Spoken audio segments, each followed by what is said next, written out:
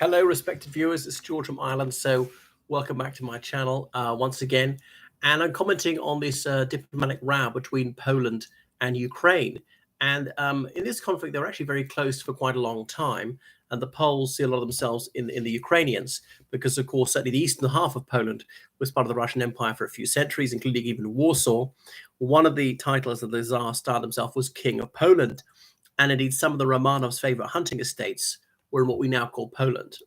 And indeed, obviously the Soviet Union, the principal successor state of the Russian Empire, it was a co-belligerent with Nazi Germany. The Soviets, they launched an unprovoked invasion of Poland in 1939, and they seized half of Poland and all the rest of it. So the Soviet Union started the Second World War along with Germany, a legacy that Putin won't face up to because he's too cowardly to face the facts.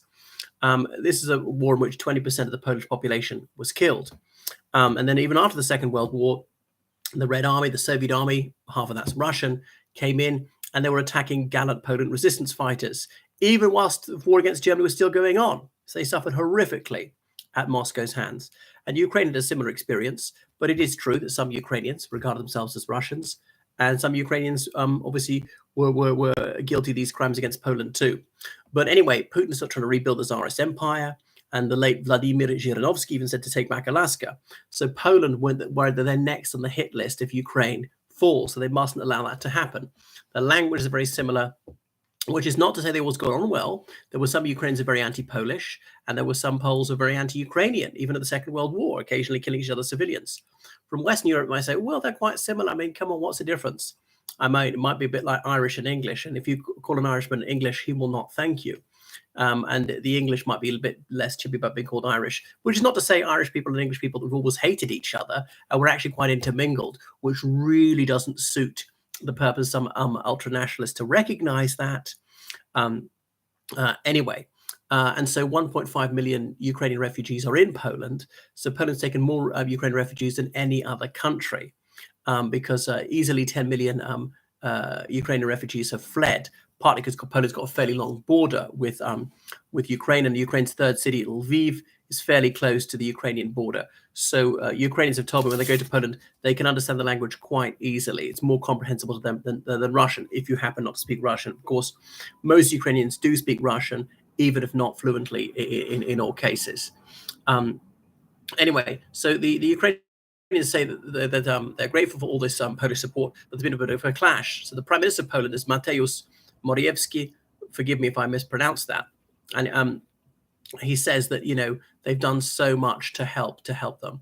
And Andrzej Duda pointed out that Poland has donated 320 Soviet-era tanks to the Ukrainians. The Ukrainians already know how to use those, don't need to be trained on those ones, T-60s and T-82s and so on, and 14 MiG-29 fighters, again, of Soviet-era manufacture. So the Ukrainians already know how to use them. MiG, as enough of Mikoyan, the name of the Armenian aeronautical engineer who designed them. Apparently, Mikoyan actually wasn't that good. He only got so high because his brother Anastas Mikoyan was briefly the Soviet head of state in the 1960s.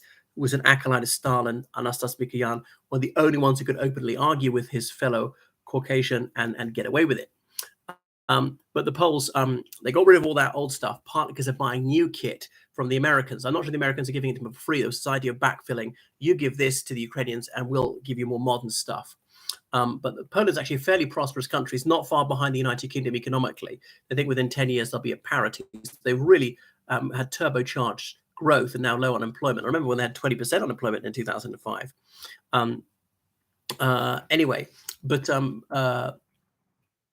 President Zelensky, who was in the United Nations, the UN General Assembly, it's every September. Putin didn't go because he was afraid the reception he'd get.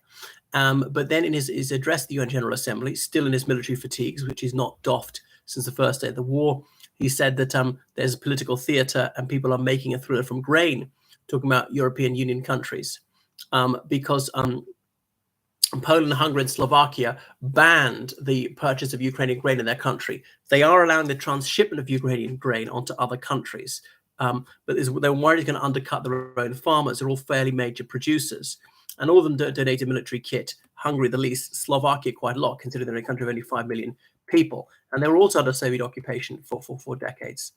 But there's a presidential election going on in Slovakia, and the challenger, he's actually reiterating many Kremlin talking points. So it'll be good news for Russia if he wins.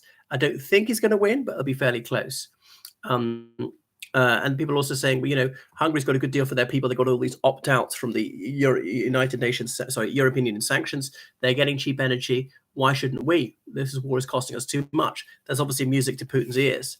So Poland is worried about being flooded with cheap Ukrainian grain. Are the Ukrainian refugees outstaying their welcome? Doesn't seem to be that much of a problem. Unemployment's very low in Poland now. They even have labor shortages in some sectors, particularly since they started conscripting young men for the first time since the early 90s because they want to beef up their military. It's actually quite a formidable army, the Polish army now. The Polish government has rightly said that Russia is completely barbarian, not being Russophobic, not saying all Russians are bad. No nation is bad and no nation is good, but certainly the regime is evil. Anyway, so there's a big NATO base at Rzeszów, I hope I pronounced it correctly, that major Polish city in the southeast of the country, quite close to the Ukrainian border. If you want to fly to Ukraine, you're best off going to Rzeszów and then crossing the border by train to Lviv. So the Poles have said that the things they've already pledged, they will deliver. But Poland's got a company called PGZ, which produces a lot of military hardware, and they've got these Crab artillery systems, and 60 of them are going to be going to Ukraine by the end of the year. And the munitions and whatever armaments they've already pledged, they will deliver, but no more. And they say we've given about a third of our military kit. We simply cannot afford any more. So there's an election on the 15th of October this year, so a lot of it is influenced by internal politicking. And partly some undiplomatic words from Zelensky. But, you know, the Ukrainian economy has created 30% since the beginning of the war. Grain exports are really important to them. If they can't export grain, it's going to crater even more. They have actually managed to send some ships across the Black Sea. Russia's so far not dead, sunk them, or just lacking the capability. These drone strikes are really beginning to tell on them in Crimea. And they're afraid of maybe going too close. Will their planes get shot down? Will their ships get sunk by these sea drones even? And that major dry dock is out of commission in Crimea. Anyway, so the European Union said this is a matter for the individual member states. Since Ukraine is not in the EU, they're allowed to ban Ukrainian grain. Bulgaria and Romania have likewise done it. Now, the Ukraine has taken them to the international court about this, saying this is breaking law.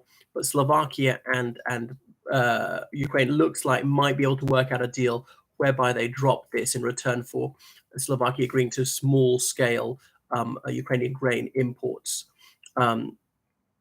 Anyway, so yeah, because Poland is given $3.3 billion worth of aid, which is quite a lot. It's the sixth most, considering they're not that prosperous a country. USA is number 1, Germany's number 2, the United Kingdom's number 3, and so on. France isn't even in the top 10, which is quite shocking, considering the size and population of France and the size of its economy. Right, thanks for watching my channel. So make sure you subscribe and donate. Goodbye.